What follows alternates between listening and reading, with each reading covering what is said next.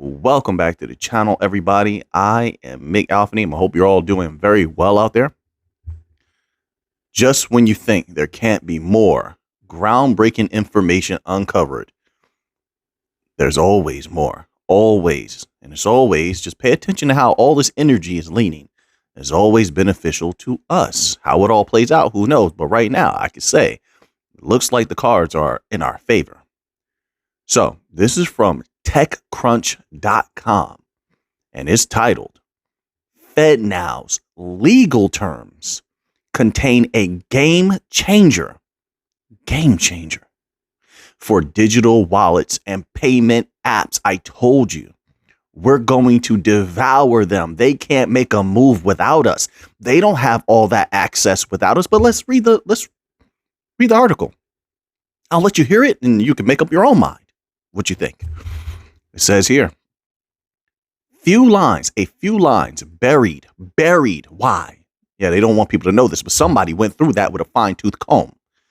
A few lines buried in the legal terms for the Fednow service, which is now live, create an important opportunity for digital wallet and payment app providers. Yeah, we're going to eat them up. This is going to be easy. In my humble opinion, we'll see. Maybe I could be wrong, but right now, it looks like this is about to be easy in the future. It's just all about the setup. You know, what do they call that? Regulatory clarity and all of that. Some legislation from lazy Congress. My apologies, no disrespect, but yeah, I think they're lazy. It's just a few things left. That's it. Ripple defeating the SEC. Just a few things left, and then we play. Yeah. And if they do their job, all these Bankcoin companies, if they do their job, this is about to be easy. Let's keep going. It says here, create an important opportunity for digital wallet and payment app providers, while the new Fednow legal regime creates significant business opportunities for all players in the space. Emerging non-bank payment providers may have the most to gain from this change. Come on now. They couldn't tell you any more clear than this. Early stage startup founders and investors in particular should take note. These provisions allow non-bank NBFIs, non-banking financial institutions. These provisions allow non-bank providers access to Fednow under a remarkably open approach. This is why they have all those blockchains on the side waiting to use Fednow. Right? There was always a reason for that. And who are a lot of those blockchains connected to? You did your research, right? All right. It says here, it says with only a few requirements imposed on their relationships with customers and a back-end bank. The effect is to allow these non-bank providers to increase their reach beyond their own user base. So there's that crossover. We get a little bit from them. They get a little bit from us. We have those corridors that they don't have. We have that connection to the unbanked that they don't have. They get a little bit of that. And we get all of that traditional money that maybe, just maybe, I think we could take that outright. I really do. But let's say we couldn't. There's some that we couldn't get. Well, this may give us access to that. May. No guarantees, of course. But it says here, the effect is to allow these non-bank providers to increase their reach beyond their own user base as they are limited today. It won't be that way in the future. I can tell you that right now. Not with interoperability, not with the bank coins. The ones that are wise enough to use things like Overledger, et cetera, to connect to everything. And I'm talking about the DLT system, new financial system, and also the legacy system. It says, and potentially also enable payment flows across other apps and wallets and payment networks. Rather than orient their business around customer acquisition and user base growth, early stage startups would be able to play to their strengths and center on building innovative software solutions. Once again, so you see how we're continuing to innovate. We continue to expand what our capabilities are. It says ones that identify new opportunities and deliver a better and safer customer experience for instant payments. It says payments on the cusp of change. Rarely do we see wholly new digital wallets or payment apps launched by non-bank startups today. Instead, the biggest payment app providers tend to grow bigger. Their app becomes more useful as the number of customers using it grows. Well, let's just be clear here. Over the last few months, we've seen a lot of those traditional e-money apps. Let's be clear. They're not digital. They're electronic money.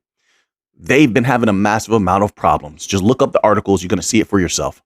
So they're hurting right now. And there's an opportunity there, great opportunity, to replace that system that is ailing and burning to the ground. It says that is because the payments these non-bank providers are able to process within their own system are limited to only transfers between their customers. As a result, the larger user base of one particular wallet or app, the more likely it is that a payer can use it to make a payment to a payee, increasing that system's functionality and value. Because of these network effects, the barriers to entry for new non-bank payment systems are high. So everyone building on these Bankcoin blockchains, those ones, if they are siloed, if they don't have enough access to the legacy system, because we know they have plenty of access to the Bankcoin systems, but if they need that, then this is a great opportunity there as well. It says, but let me scroll down here. I'm going to skip some of these things. The Fednow legal terms. It says the Fednow service is, well, we know about the Fednow service. So I just wanted to put that on your table once again. That article is on techcrunch.com if you want to read the rest of that. Let's move on to another article here. So now this article here is from U.Today, and it is titled, Ripple CEO welcomes renowned attorney to legal team. Ripple crushed the SEC, and let's get this out of the way. And then we can make a run. We can play. Set another precedent. It's time. Victory is ours. It's right there. Just need to reach out and grab it. Look at what they're doing. Let's read. So Ripple CEO Brad Garlinghouse has recently welcomed a new member to his legal team, renowned attorney Rahul Mukhi of Cleary Gottlieb Steen and Hamilton LLP. Mukhi has made a formal appearance in representation of Garlinghouse amid the ongoing legal turmoil between Ripple and the SEC. It says Mukhi is a seasoned legal professional specializing in criminal, securities, and other enforcement and regulatory matters, as well as complex commercial litigation. He brings extensive experience to Ripple's defense, having been a lead prosecutor on numerous high-profile cases involving public corruption, cybercrime, financial and tax fraud, and international organized crime during his tenure as an assistant U.S. attorney in the Southern District of New York from 2010 to 2016. So we brought in another heavy hitter. Good. It says he has represented various corporations and individuals in government and regulatory investigations related to cybersecurity. Okay, so they kind of reiterate that there. It says an upcoming trial after a protracted legal battle. Ripple managed to score partial victory in the case, with XRP secondary sales not being viewed as unregistered securities. Although the insane Gary Gensler said that he doesn't care what a judge says. Did you read those articles? Unbelievable. But good. Keep making enemies, Gary. Keep making enemies. They're all forming behind the scenes to take you down. Now the SEC is going after the hedge funds. Yeah, make those enemies. Go ahead. Let them funnel their capital in. It's going to be, listen, keep your enemies close. Keep your friends close. Keep your enemies closer. This is why I try to keep privy of anything that's going on that might seem like it's against us. I keep up with that as well. Right? So we'll know when something is injurious to our enemy. It is very advantageous for us. Interesting, right? It says here, however, the SEC is now pursuing an interlocutory appeal. We'll see how that goes. So many things have been leaning in our favor. I think it will continue. That energy is just with us. It says, as reported by U.Today, trial is set for spring 2024, where the liability of Ripple's executives will be determined. Let's move on here. A little bit more here. So this article is also from U.Today. And it's titled SHIB. Skip the SHIB. Push SHIB to the side. XRP payments. It says SHIB XRP. Let's put SHIB to the side. XRP payments now available for HSBC Bank users via this partnership. Okay, which partnership is this? Blockchain Payment System, FCF Pay, has made an exciting announcement that might ultimately boost crypto adoption. Good, it's about time. Look, there's mass adoption happening all around the world, like little steps, but you can see it is happening slowly. All the while, apparently, I'm reading new articles today saying that more people are getting chased out of crypto. This is what the articles are saying, particularly, and I'm like I said, it's very interesting that as the big money takes over Bitcoin, they're chasing people out of Bitcoin. That's very interesting, isn't it? I don't know how people aren't seeing the setup. They're setting everybody up. I'm telling you, BlackRock getting in deep, buying all of these Bitcoin miners up, and yet there's article after article being written about people getting leaving Bitcoin in droves. But I'm gonna tell you what, I question those articles. Like, are people really selling their Bitcoin out there like that? Really? It just looks like it's been consolidating to me. So I don't know, because it's very easy. Just my humble opinion, folks. This doesn't mean it's true. I don't know. But just my humble opinion, it's very easy to pay people behind the scenes to write certain articles to try to drive the energies into a certain direction. You get what I'm saying? I don't put that past the enemy. They're very strategic, so I keep that in mind. But those are the articles that are out there. Let's keep going here. It says, in a new tweet, FCF Pay makes it known that users of top financial services from a firm, HSBC, can now pay their mortgage bills, and loans with cryptocurrency through FCF Pay. That's interesting. Okay. Let's scroll down here. It says, HSBC, one of the world's top banking and financial services firms, serves millions of customers around the globe. That we know. We've been in deep with HSBC for a while. HSBC customers will be able to pay with accepted cryptocurrency Shiba Inu and XRP, including other crypto assets such as Bitcoin, Ethereum, and Binance Coin, Dogecoin, and several others. Dogecoin, really? Okay, all right. That's interesting. It says, quote, HSBC customers, we are delighted to announce that HSBC users are eligible to pay their mortgage bills and loans with cryptocurrencies through FCF Pay. It says cryptocurrency adoption continues to rise. That's what I was just saying. It says Nomura, Japan's largest investment bank, recently launched a Bitcoin adoption fund for institutional investors through its digital asset subsidiary, Laser Digital Asset Management. Nomura is a Japanese financial behemoth with over $500 billion in assets that provides brokerage services to prominent institutional clients. The Bitcoin-based fund will be the first in a series of upcoming digital adoption investment products. It says in yet more big news, Mitsubishi UFJ Trust and Banking Corporation, Japan's largest banking group, and Binance Japan, the Japanese arm of the world's largest cryptocurrency exchange, have announced a collaboration on the issuance of fiat-pegged stablecoins, which, by the way, they're going to need liquidity. We all know now stablecoins are not stable. And they can easily have a bank run done on them. Easily. So they need liquidity, right? So that I keep that in the back of my mind. That's going to come in handy possibly later on. So now let's go here. So a little bit of Stellar related news. I have to see how deep this goes, but it's about MoneyGram, and it's from finance.yahoo.com, and it's titled, MoneyGram unveils non-custodial wallet to bridge the world's crypto and fiat currency with USDC. Of course, of course. It says here, the global payments platform MoneyGram announced on Tuesday that it's launching a non-custodial wallet to help its users move funds between fiat currency and USDC, a stablecoin. We know what USDC is. It says the move represents the legacy fintech company's latest foray into crypto, with MoneyGram continuing its work with Stellar blockchain to power its wallet. Okay, yes. Now that's what I wanted to hear. I don't know why. Earlier, I was reading through the article, and let me tell you something. I'm just exhausted today. I'm tired. I'm probably going to get some sleep right after this. So my apologies, folks. It was a rough day today. Rough day. But I was reading through this, and it's like my mind was not seeing the part where they talked about Stellar. And I was scratching my head like, wait a minute.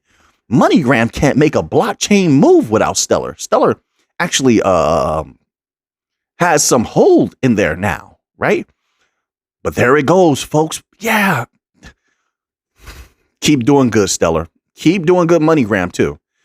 It says, continuing its work with Stellar blockchain to power its wallet, which means XLM is active.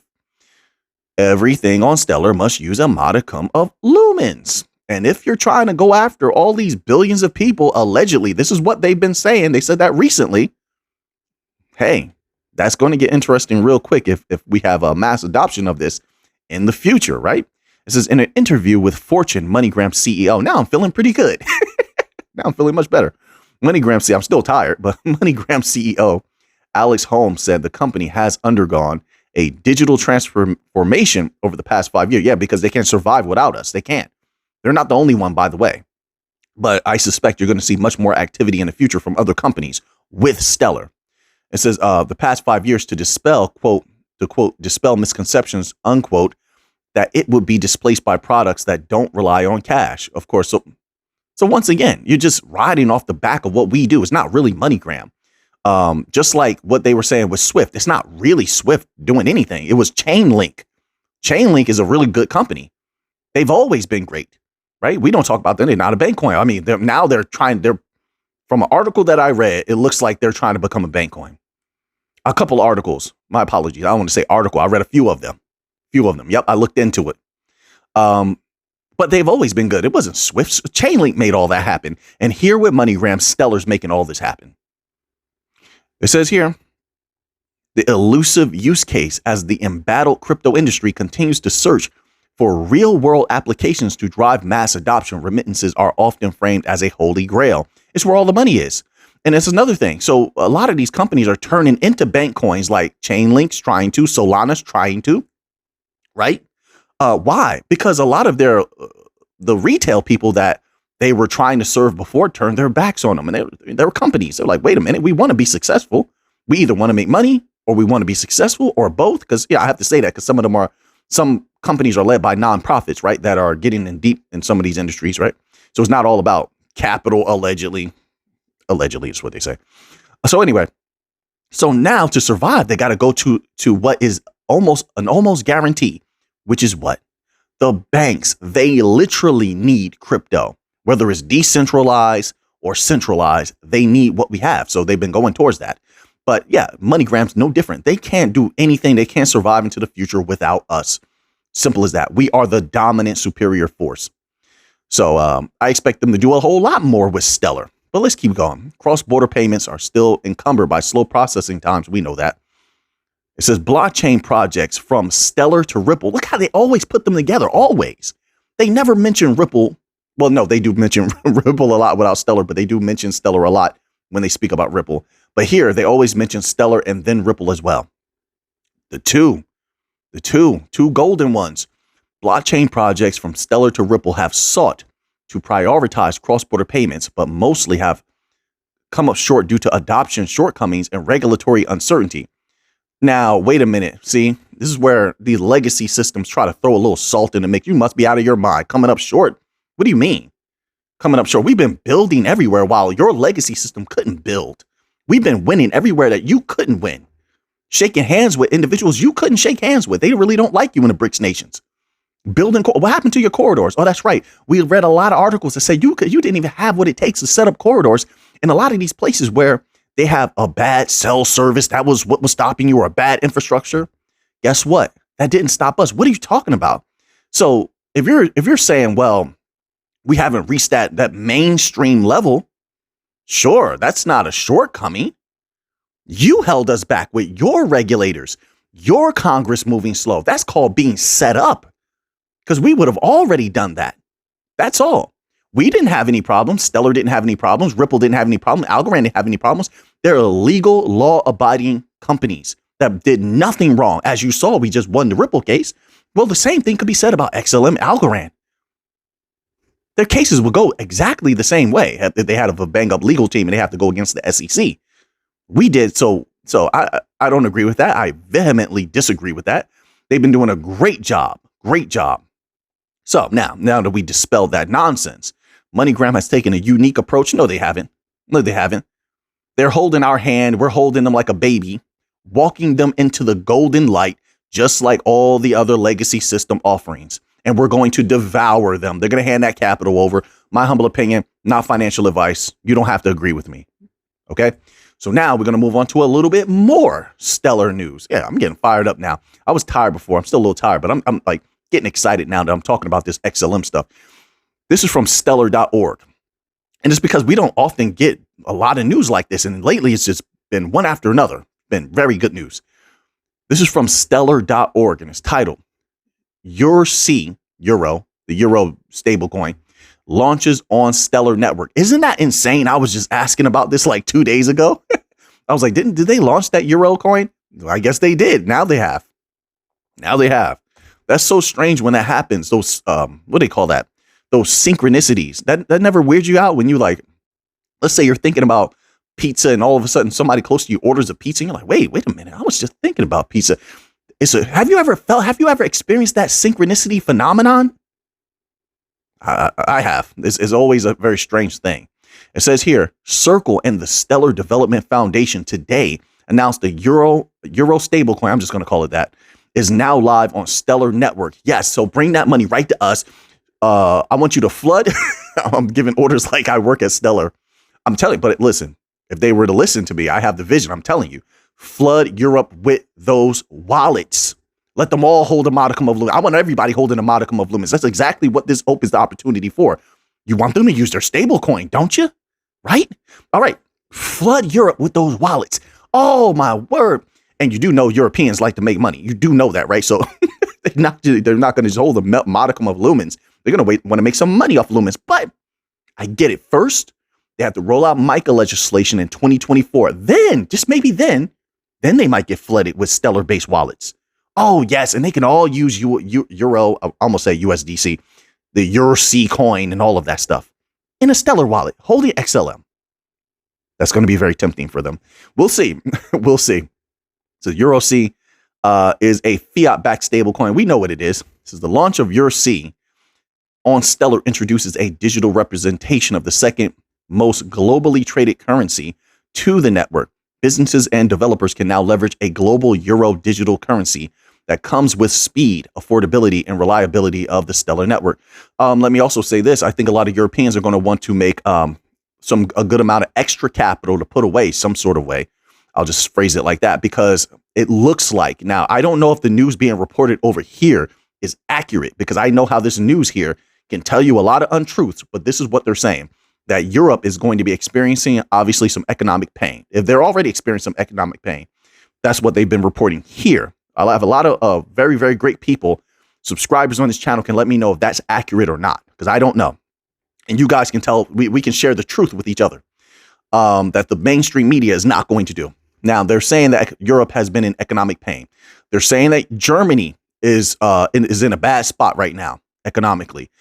Germany is one of the biggest and most powerful economies in Europe. Okay. They're having this problem with the oil, energy. And then on top of that, now I'm reading something about like certain commodities, certain food problems that may be coming in the future because of certain deals. Okay. So I'm not sure how that's going to affect Europe. But what I'm saying is that if there's going to be harsh economic times, and it will be similar, in my opinion, to what's going on in the United States right now. United States is in a bad spot economically. The people are hurting. So when the first chance arises for them to make a good amount of extra capital, right? So let's say another bull run, which I don't believe. No, we're going to have to wait that long for another bull run.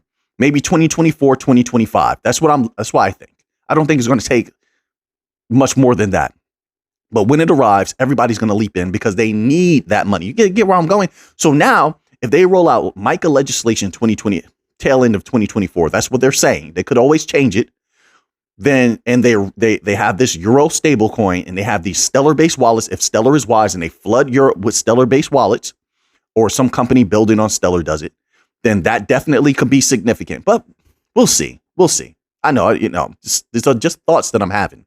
No guarantees, of course. Okay. Not financial advice. Let me say that again. But this could get interesting very quickly. So now let's move on from there. All right. I want to spend too long on that, but I get excited when it comes to Stellar. This is from Quant.network. Little bit of Quant news. I love Quant. I love what they're doing. This article is titled Quant Smart Audit Protects Enterprises Against the $4 billion threat of smart contract hacks.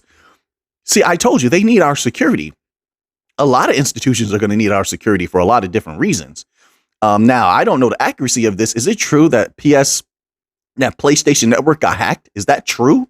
Can anybody verify that? But anyway, a lot of these institutions got hacked. That educational institution about a week ago got hacked.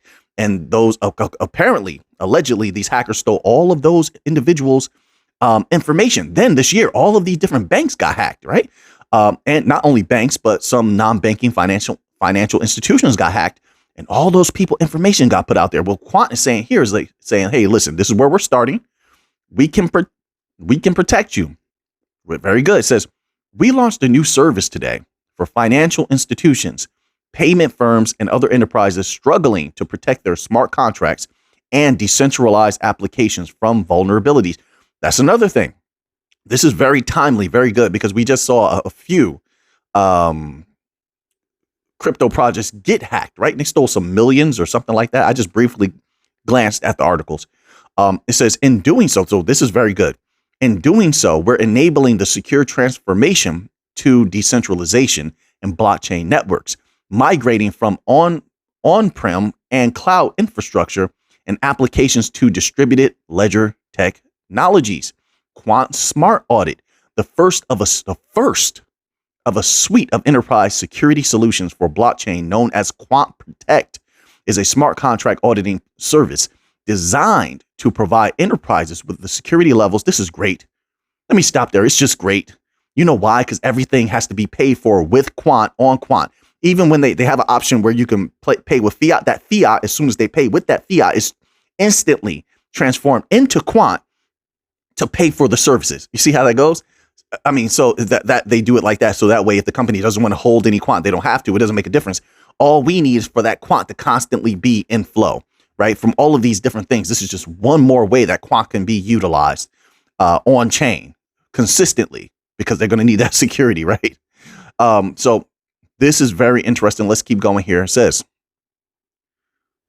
Quant Protect is a smart contract auditing service designed to provide enterprises with security levels they expect in order to execute their blockchain strategies, delivered by the same experts who powered the Project Rosalind. I knew that was going to come in handy. That central bank project. It says retail central bank digital currency project. Ooh, you know that makes the hairs on the back of their neck stand up, the money hairs. You know that. Oh, that this was used by a central bank. We might want to use it too. People like things that seem prestigious. Although blockchains themselves are highly secure. Yes, we are. Good job. I like that you didn't throw shade at other blockchains. I like that. I respect that, Quant. It says smart contracts, the programs that run on the blockchain and govern protocols such as cross-chain bridges, can be exploited by malicious actors if not written properly and tested thoroughly. According to blockchain data platform Chainalysis, 2022 was the biggest year ever for such hacking. And they go through a bunch of numbers here, but we all know that. We've seen the hacks going. It's been reported on extensively, not on my channel, but like a lot of other channels and media outlets have, news outlets have reported on that. It says Quant's new service makes it simple for enterprises writing smart contracts to have them independently assessed to the highest standards to remedy and mitigate any security threats and vulnerabilities. So this is huge. This is major. I like it. Wait a minute. What is this about LAC chain? Wait a minute. Let me not miss something big here.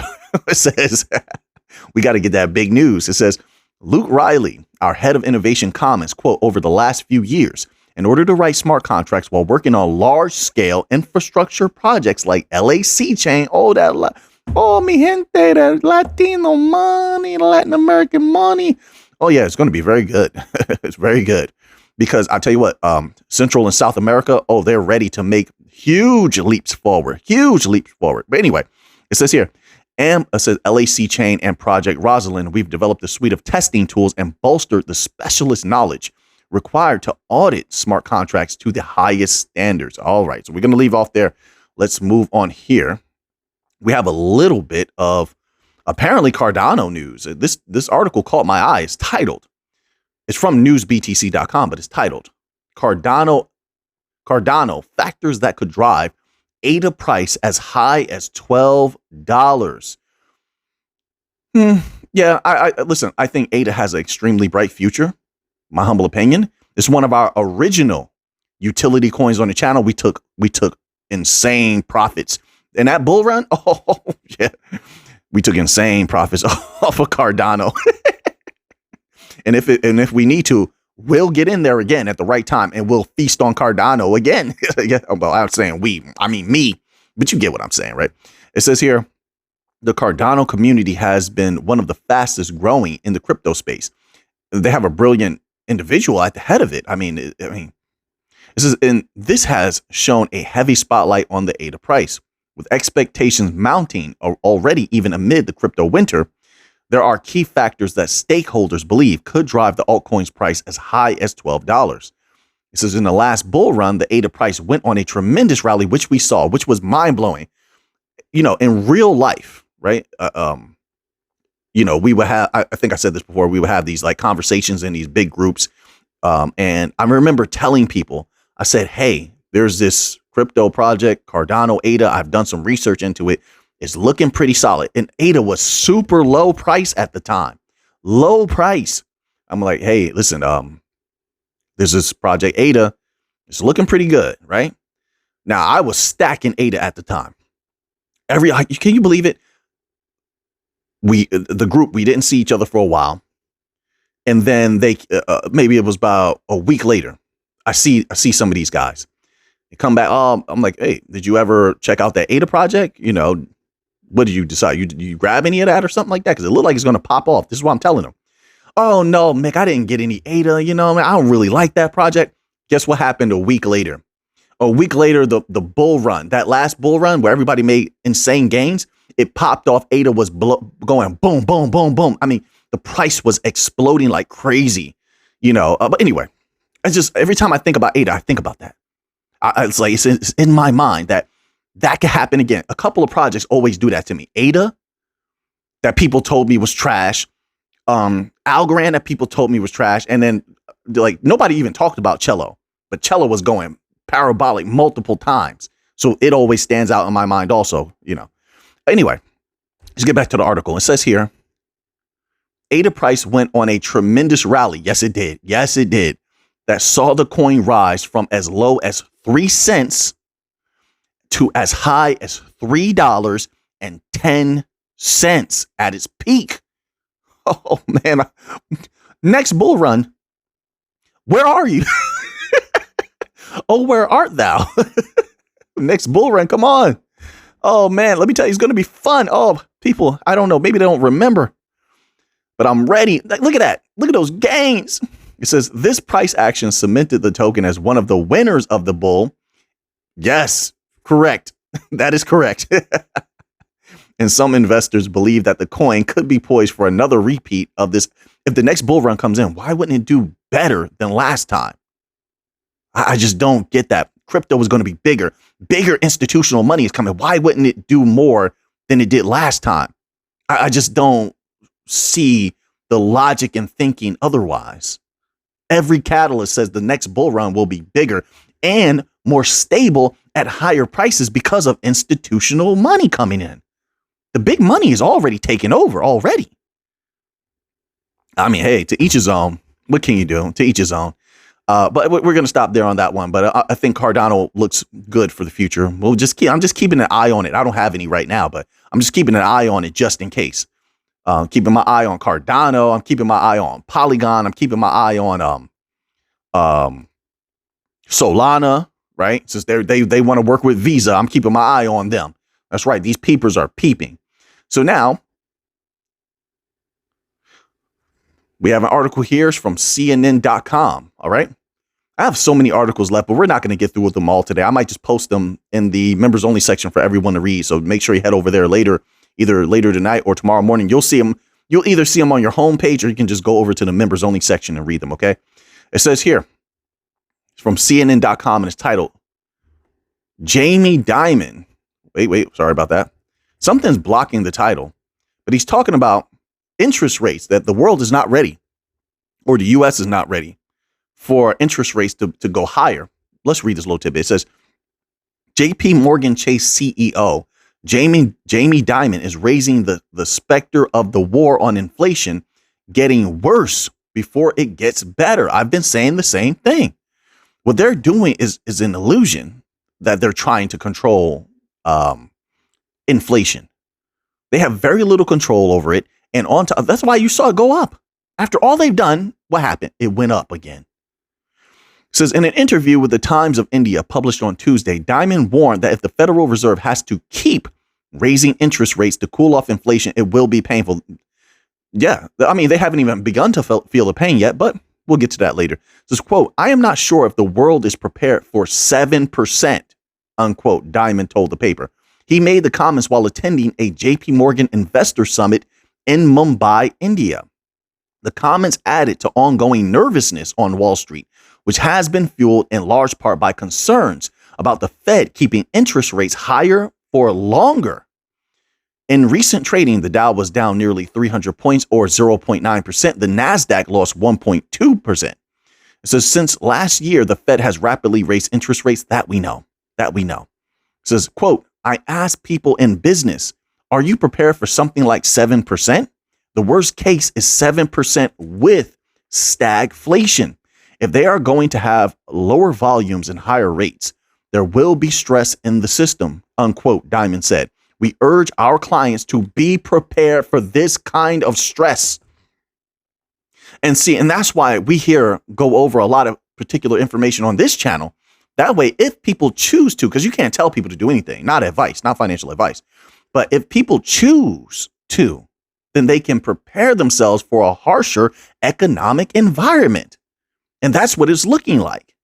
Listen, if you have OPEC Plus cutting dramatically, which, by the way, then you saw articles come out where they're like, well, other nations are increasing their oil output.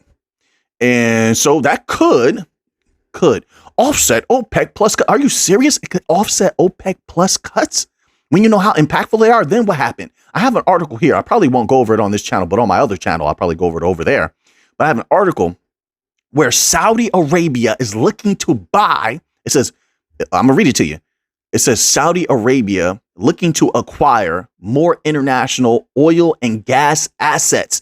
This is their response. Oh, you want to rely on other assets? Oh, we'll go buy them. Yeah, you thought that was going to offset what we're doing? No, we'll buy it all up. Which means what? That's going to affect energy prices. Winter's about to hit in a lot of places.